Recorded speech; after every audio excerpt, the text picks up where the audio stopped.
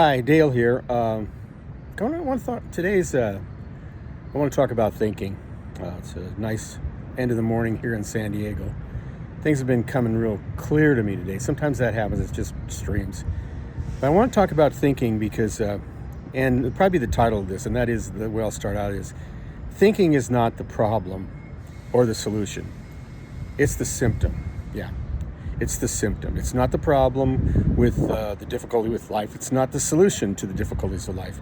It's the symptom of the difficulties of life. And it's as soon as you start to get that, things start to open up. You start to see other possibilities. Because in this world, and I mean, all the gurus and all the psychological teachers, everyone's got an idea, but they all kind of go back to thinking. Like, you got to change your thinking, got to do something about your thinking, et cetera, et cetera. That's what's causing it, da da da da da da da. And that's not true. The thoughts are just simply reflecting what's already going on inside you through your beliefs. And so I want to talk about thinking and what to do about thinking, and eventually what can replace thinking. When I was reading, which is a great book, by the way. You want a great book to read The Ending of Time, a dialogue with Krishnamurti and the great physicist David Bohm, both of whom have passed. But they're trying to look at thinking and look at everything through from the mystical point of view, which is Krishnamurti, into the critical thinking, but very open critical thinking of David Bohm. And this spurred, Krishnamurti said something which I've always kind of assumed myself, but I never heard it said before by anyone. And I thought, wow, that's really good. And what Krishnamurti was telling Bohm was that all thinking was irrational. Every thought was irrational. And Bohm was going like, well, isn't there any rational thought? And Krishnamurti says, yeah, there's one. And that is, all my thoughts are irrational. And if you think about it, and if you observe it, and you use some of your deduction powers, you'll see that that's true, because there's no thought on earth that is not connected to perception. Everything is about perceiving through the senses something. There's no what do you call it, cornerstone of where thinking comes from. No reality. I mean, even if you go to a Bible or you go to a book or stuff like that, it's still in terms of thinking. And thinking is not what gets you out of here. Gets you present. Thinking is what you do instead of being present. That's really what it does. Being present is where everything starts to work. Then you're working with what Krishnamurti had called, and I didn't have a name for that either, but I had seen it in my own life how it works, and that is new information that comes to you spontaneously as you're living and involved with something. He called it insight, and it just comes, right in. And I'm kind of paraphrasing what things that I remember from reading about what he said, but I believe this is true, that insight is right in the moment. It's full insight is available to us now. The problem is we're busy listening to our thinking, working with our thinking. And the thinking is just a rehashing of everything that's already been thought and in the world. The world's a creation of thinking. That's why like if you're working with AI nowadays, you got to know that there's no creativity in AI. There's an amazing amount of ability to use everything that has been thought of and practiced in this world. Okay, all that reservoir of knowledge of the world and about the world and of the mind and about the mind, all of it, AI can grab hold of it, and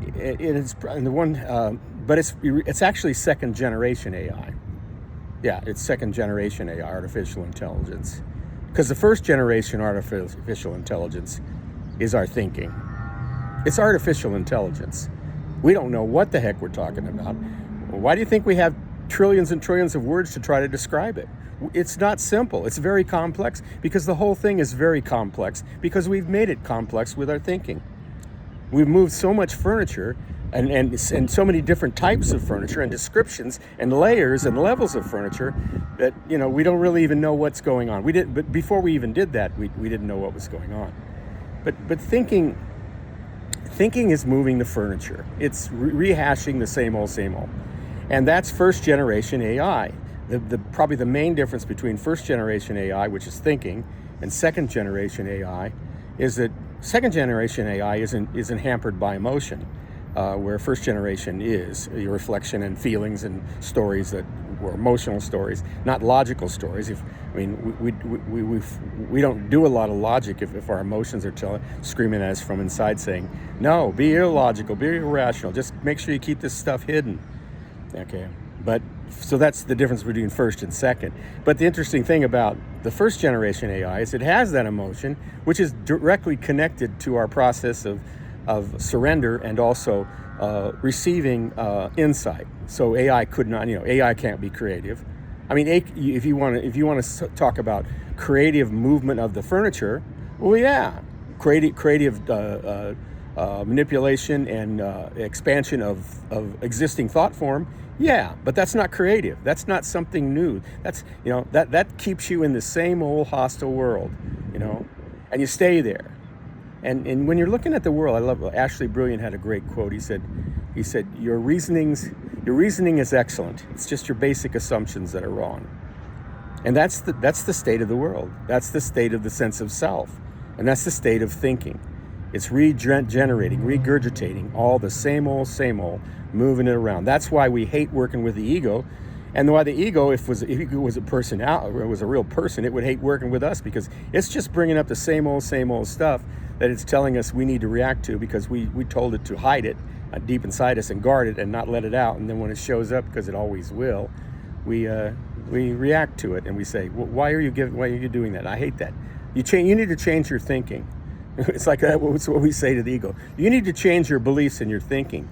And it's like the ego says, hey, they aren't my thoughts. They're not my beliefs, buddy. They're yours. They're yours. Look in the mirror, That's where it changes, by looking in the mirror. I'm just the messenger. And and the ego and that sense of that stays in your unconscious, the unconscious sense of that ego. It eventually, if you let it, it'll be your best friend, because it'll bring up all the lies, and it'll bring them up very unemotionally, and it'll bring them up as a matter of fact. And once you know how to deal with them, and you're not afraid to deal with them, because that's all you're going to do is look at them and find truth in them. Because if you look at a lie, a thought lie, a belief lie, which there's so many, and they go back to core ones, but if you look at them, they disappear. That's what Jesus was talking about when he said, you shall know the truth, and the truth will make you free. I've gone over 6 minutes, so I'm going to stop here.